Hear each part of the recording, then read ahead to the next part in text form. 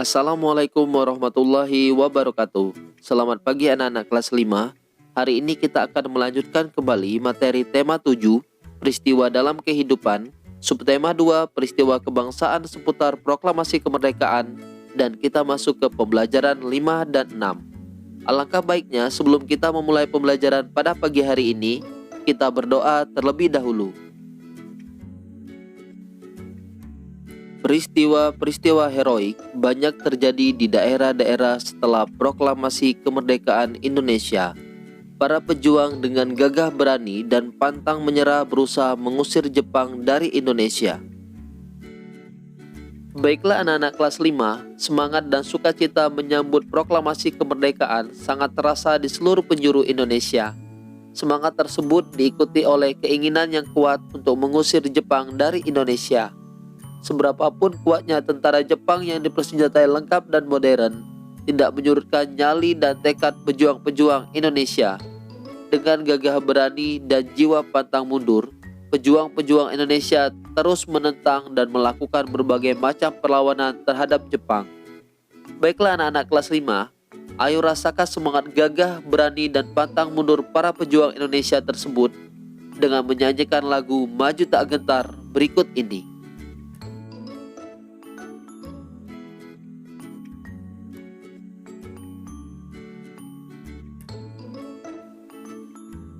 Lagu Maju Tak Gentar dinyanyikan dengan nada do sama dengan bass dengan birama 4/4.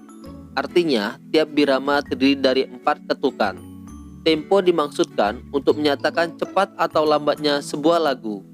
Tempo lagu Maju Tak Gentar adalah marsia, artinya seperti orang berbaris. Lagu Maju Tak Gentar mencerminkan nilai-nilai kepahlawanan. Karena lagu Maju Tak Gentar dimaksudkan untuk membangkitkan semangat membela tanah air. Lagu ini juga menggambarkan keberanian rakyat dengan peralatan seadanya dalam melawan penjajah yang bersenjata lengkap dan modern.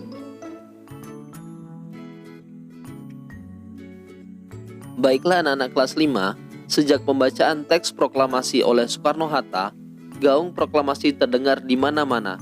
Namun, belum lama menikmati kemerdekaan, bangsa Indonesia sudah dihadapkan dengan perjuangan mempertahankan kemerdekaan.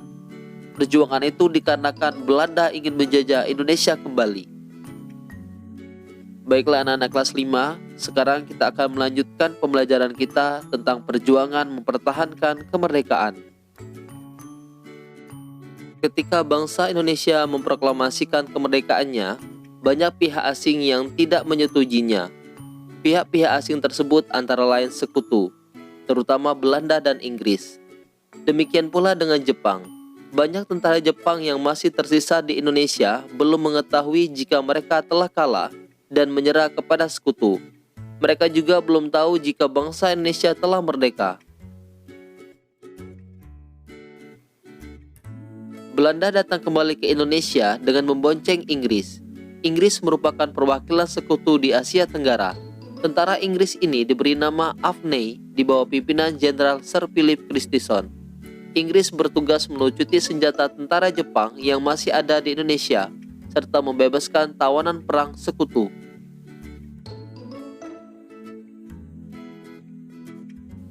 Kedatangan Inggris yang ternyata juga diboncengi tentara sipil Belanda yang disebut Nika, ditentang oleh rakyat dan pemerintah Indonesia. Mereka tidak menghormati kedaulatan bangsa Indonesia. Akibatnya perlawanan rakyat terjadi di mana-mana. Perjuangan rakyat Indonesia dalam mempertahankan kemerdekaan dilakukan dengan dua cara, yaitu perjuangan fisik dan perjuangan diplomasi. Perjuangan fisik adalah perjuangan yang dilakukan dengan kontak senjata atau pertempuran. Sedangkan perjuangan diplomasi adalah perjuangan yang dilakukan melalui meja-meja perundingan. Berikut ini perjuangan fisik yang terjadi di beberapa daerah. Pertempuran 10 November tahun 1945 di Surabaya.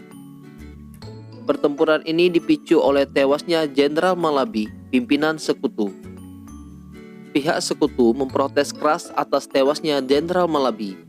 Pihak sekutu kemudian menuduh bahwa kota Surabaya telah dikuasai oleh para perampok dan mereka menghalang-halangi tugas pasukan sekutu.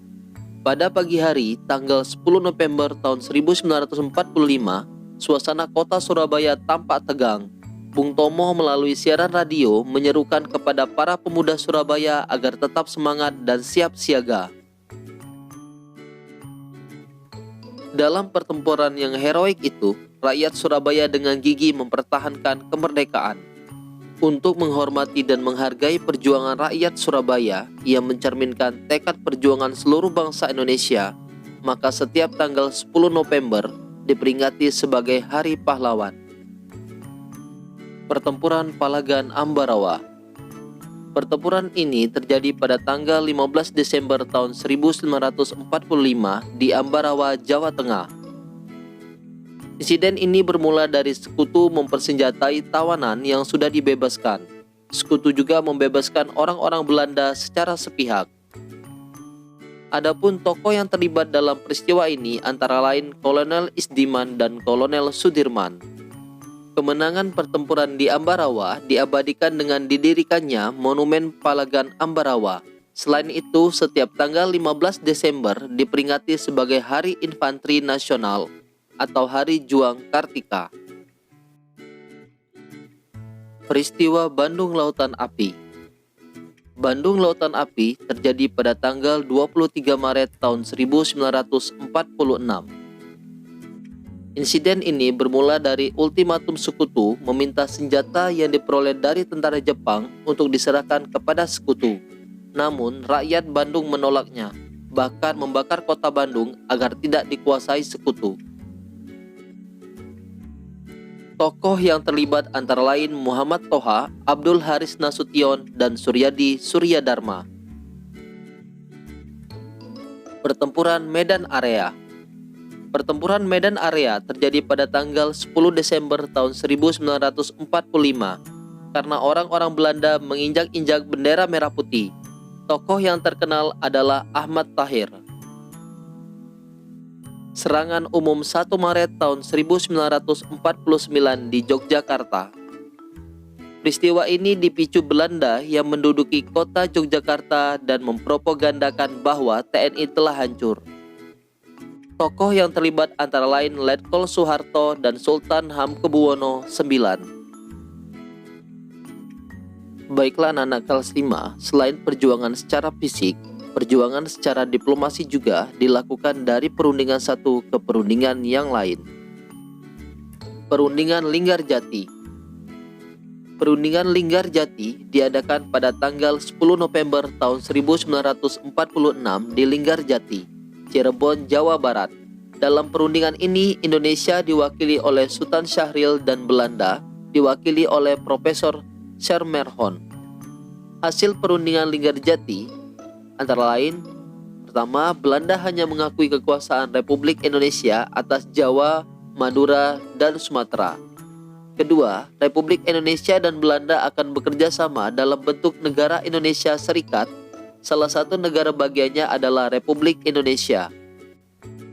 Ketiga, Republik Indonesia Serikat dan Belanda akan membentuk Uni Indonesia Belanda dengan Ratu Belanda selaku ketuanya. Namun Belanda mengingkari perjanjian ini dan melancarkan agresi militer Belanda I pada tanggal 21 Juli tahun 1947. Perjanjian Renville. Perjanjian Renville diadakan pada tanggal 17 Januari tahun 1948 di atas kapal USS Renville milik Amerika Serikat. Delegasi Indonesia dipimpin oleh Perdana Menteri Amir Syarifuddin. Sedangkan delegasi kerajaan Belanda dipimpin oleh Kolonel KNIL Abdul Qadir Wijoyo-Atmojo. Perjanjian Renville juga ditengahi oleh Komisi 3 negara yang terdiri dari Amerika Serikat, Australia, dan Belgia. Isi perjanjian ini sebagai berikut. Pertama, Belanda hanya mengakui daerah Republik Indonesia atas Jawa Tengah, Yogyakarta, sebagian kecil Jawa Barat, dan Sumatera. Kemudian semua pasukan Republik Indonesia harus ditarik mundur dari wilayah-wilayah yang ada diduduki Belanda. Belanda tetap berdaulat di seluruh wilayah Indonesia sampai diserahkan kepada Republik Indonesia Serikat atau RIS yang akan segera dibentuk. Namun Belanda lagi-lagi mengingkari isi perjanjian Renville dan melakukan agresi militer Belanda II pada tanggal 19 Desember tahun 1949. Perjanjian Rumroyen. Perjanjian Rumroyen diadakan pada tanggal 17 April tahun 1949 di Jakarta. Indonesia diwakili oleh Muhammad Rum dan Belanda diwakili oleh Van Rooyen. Isi perjanjian ini sebagai berikut. Pertama, pemerintah Indonesia dikembalikan ke Yogyakarta, menghentikan gerakan militer dan mengembalikan tawanan. Republik Indonesia sebagai bagian dari negara Indonesia Serikat. Akan segera dilaksanakan konferensi meja bundar. Baiklah anak-anak kelas 5, pada pembelajaran sebelumnya kita telah mengetahui bahwa kalor dapat mengubah wujud benda melalui peristiwa mencair. Sekarang kalian akan belajar tentang mengubah wujud benda melalui peristiwa penguapan. Penguapan adalah peristiwa perubahan wujud dari cair menjadi gas melalui penyerapan kalor.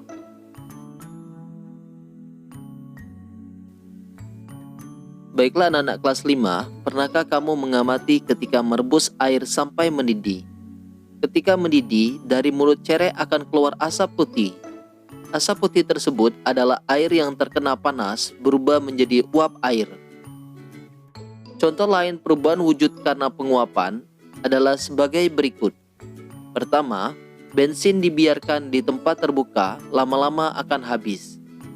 Kedua, minyak kayu putih dibiarkan di dalam botol terbuka dalam waktu lama akan berkurang isinya. Dan ketiga, baju basah akan kering ketika dijemur di bawah panas matahari. Baiklah anak kelas 5, selanjutnya kita masuk ke pembelajaran ke-6. Setelah melalui beberapa peristiwa perlawanan, baik fisik maupun diplomasi, tibalah waktunya pengakuan kedaulatan Indonesia. Apa saja peristiwa yang mengiringinya? Ayo kita cari tahu bersama. Peristiwa pengakuan kedaulatan Indonesia oleh Belanda. Baiklah anak-anak kelas 5, tindak lanjut peristiwa Rumroyen adalah diselenggarakannya konferensi meja bundar atau yang disingkat dengan KMB. KMB dilaksanakan di Den Haag, Belanda pada tanggal 23 Agustus sampai 2 November tahun 1949. Delegasi Belanda dipimpin oleh Van Varsseven. Delegasi BFO atau Badan Musyawarah Negara-Negara Federal dipimpin oleh Sultan Hamid II.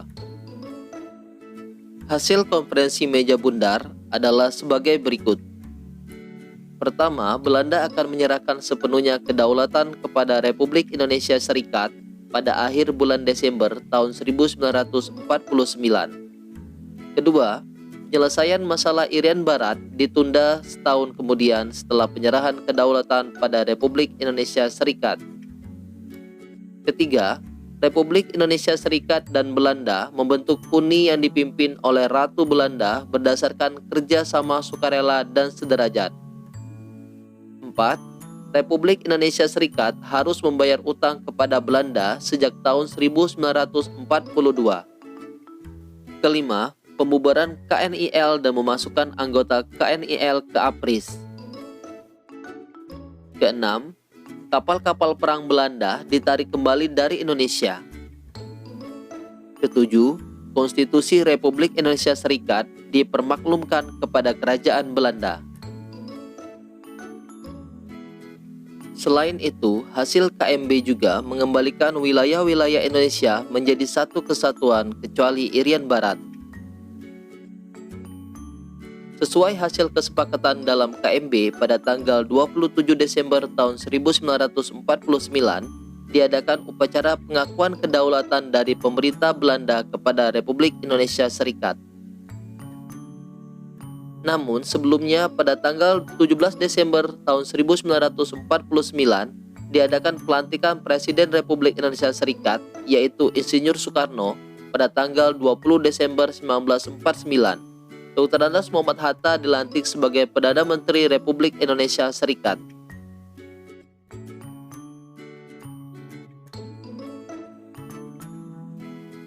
Baiklah anak-anak kelas 5, pengakuan kedaulatan Indonesia dilaksanakan di Belanda dan di Indonesia. Di Belanda, yaitu wakil Indonesia yang menandatangani perjanjian kedaulatan di negeri Belanda adalah Dr. Andes Muhammad Hatta dan wakil dari Belanda adalah Ratu Juliana. Sedangkan di Indonesia, proses penandatanganan di Indonesia, pihak Belanda diwakil oleh Lomping dan wakil Indonesia adalah Sultan Hamengkubuwono IX. Anak-anak kelas 5, dengan adanya peristiwa KMB dan pengakuan kedaulatan Indonesia, bangsa Indonesia telah terlepas dari penjajahan. Bangsa Indonesia telah benar-benar menjadi negara merdeka dan berdaulat. Oleh karena itu, Indonesia berhak menentukan nasib bangsanya sendiri tanpa campur tangan dan tanpa penindasan dari negara lain. Hal inilah yang patut kita syukuri.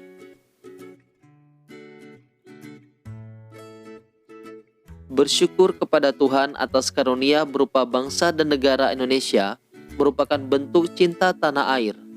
Rasa syukur harus kita wujudkan dalam bentuk yang nyata, oleh siapapun, kapanpun, dan dimanapun kita berada. Sekarang, coba kalian nyanyikan lagu syukur berikut ini bersama teman-temanmu dengan hikmat. Kemudian, pahamilah makna lirik atau syairnya.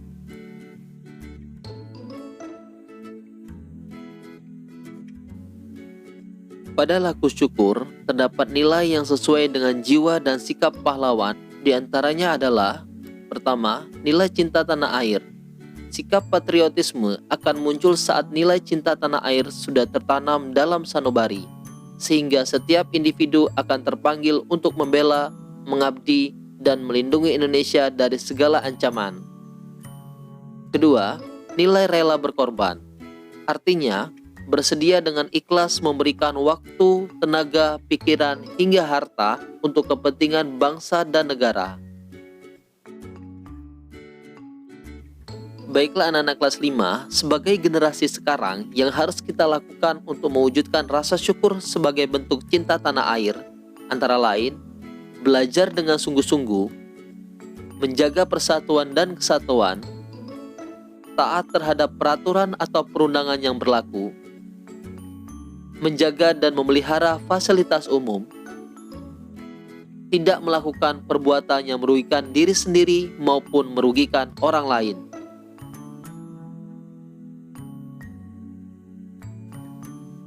Bersyukur sebagai negara merdeka harus terus kita wujudkan dalam setiap kesempatan, kapanpun dan dimanapun. Rasa syukur sebagai bentuk cinta tanah air dapat kita lakukan dengan berbagai hal, salah satunya dengan menjaga persatuan dan kesatuan dalam keberagaman bangsa. Baiklah anak-anak kelas 5, tahukah kalian anak-anak dari berbagai penjuru Nusantara saling bertemu dan berkenalan di Jakarta pada tanggal 14 sampai 18 Oktober 2003. Mereka mengadakan konferensi. Konferensi adalah rapat untuk bertukar pendapat mengenai suatu masalah yang dihadapi bersama. Semua anak menyadari bahwa mereka berbeda, tetapi mereka mempunyai tekad yang sama, yaitu perbedaan bukanlah alasan untuk bertengkar antara satu dan yang lainnya.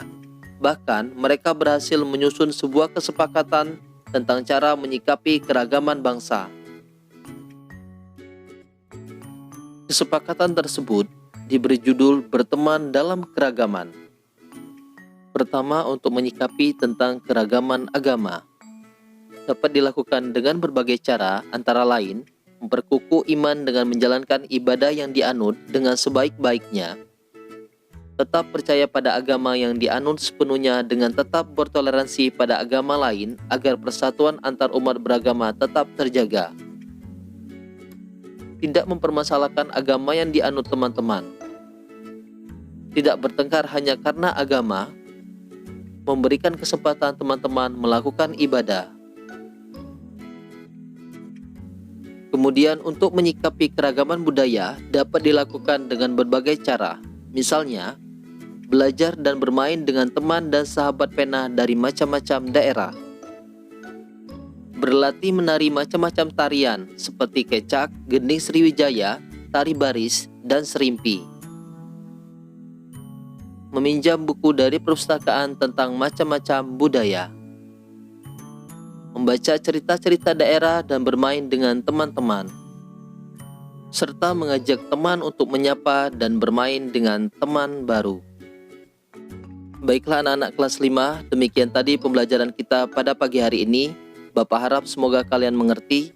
Ingat pesan Bapak 3M, menggunakan masker saat di luar rumah, mencuci tangan setelah bepergian, dan menjaga jarak di dalam keramaian. Bapak akhiri, Assalamualaikum warahmatullahi wabarakatuh.